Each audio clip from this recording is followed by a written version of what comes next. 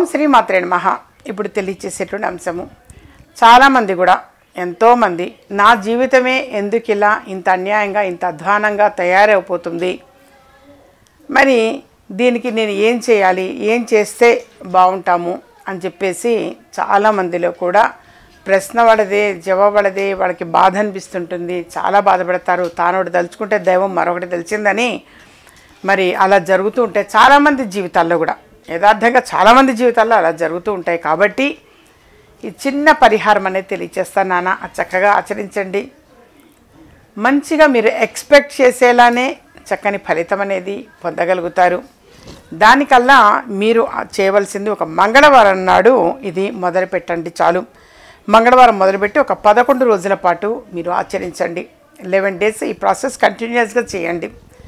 దాన్ని చక్కగా ఆంజనేయ స్వామివారి గుడికి వెళ్ళి అక్కడ ఆంజనేయ స్వామివారి గుడిలో 11 ఎర్రని పువ్వులు తీసుకుని వెళ్ళండి. అలాగే 11 తమలపాకులు తీసుకుని వెళ్ళండి. 11 లవంగాలు, 11 యాలకులు, ఇవి గుర్తు పెట్టుకోండి చాలు. ఈ 4 ఐటమ్స్ అవి తీసుకొని వెళ్ళి స్వామివారి దగ్గర చక్కగా అవి సమర్పించండి. అవన్నీ కూడా స్వామికి సమర్పించి ఆ తర్వాత మీరు ఆ తమలపాకులు కావచ్చు, ఎర్రని పువ్వులు కావచ్చు, అక్కడే స్వామివారికి చక్కగా పూజ అనేటువంటిది చేస్తారు. కాబట్టి అది ఉంచేసి ప్రసాదంగా నైవేద్యంగా మాత్రం 11 యాలక్కాయలు, 11 లవంగాలు మాత్రం పెడతారు. అవి మాత్రం కొంచెం తిరిగి ఇవ్వండి పంతులు గారు అని చెప్పి అడిగి తీసుకోండి. తీసుకొని అవి చక్కగా ఇంటికి తీసుకొని వచ్చి మీరు మామూలుగా ఎలా అయినా నోట్లో వేసుకోవచ్చు, ఏం పర్వాలేదు. ప్రసాదంగా నోట్లో వేసుకోండి. ఇంట్లో అందరూ, మీ కుటుంబ సభ్యులందరూ మాత్రం వేసుకోండి.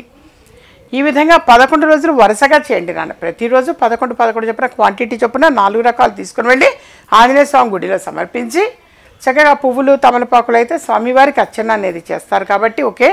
ఈ 2 ప్రసాదంగా పెడతారు కాబట్టి చక్కగా ఆ ప్రసాదం అనేది కూడా తమలపాకుల్లోనే పెట్టండి. తమలపాకులోనే 11 లవంగాలు, ఒక తమలపాకులోనే 11 యాలక్కాయలు పెట్టి చక్కగా మళ్ళీ ఆ తమలపాకులు తిరిగి ఇట్లా ఇవ్వమని చెప్పండి.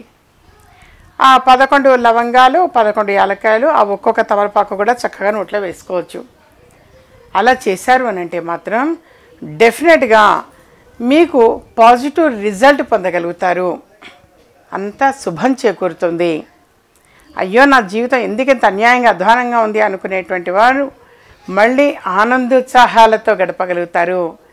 చక్కని ఆరోగ్యం కావచ్చు, ధనయోగం, ధనప్రాప్తి కావచ్చు, కుటుంబంలో సఖ్యత కావచ్చు, సిరి సంపదలు పొందటం కావచ్చు, స్థిరాస్తి చేకూరటం విషయం కావచ్చు, మంచి ఉద్యోగం పొందటం కావచ్చు, ఇవన్నీ కూడా చేకూరుతాయి నాన్న.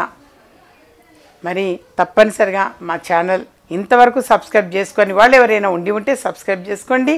మరికొంతమందికి షేర్ చేయండి. ఇలాంటి మరిన్ని ఇంట్రెస్టింగ్ వీడియోస్ చూడాలనుకుంటే మా ఛానల్ని సబ్స్క్రైబ్ చేసుకోండి. పక్కన కనిపిస్తున్న ఈ గంట సింబల్ని ప్రెస్ చేయండి.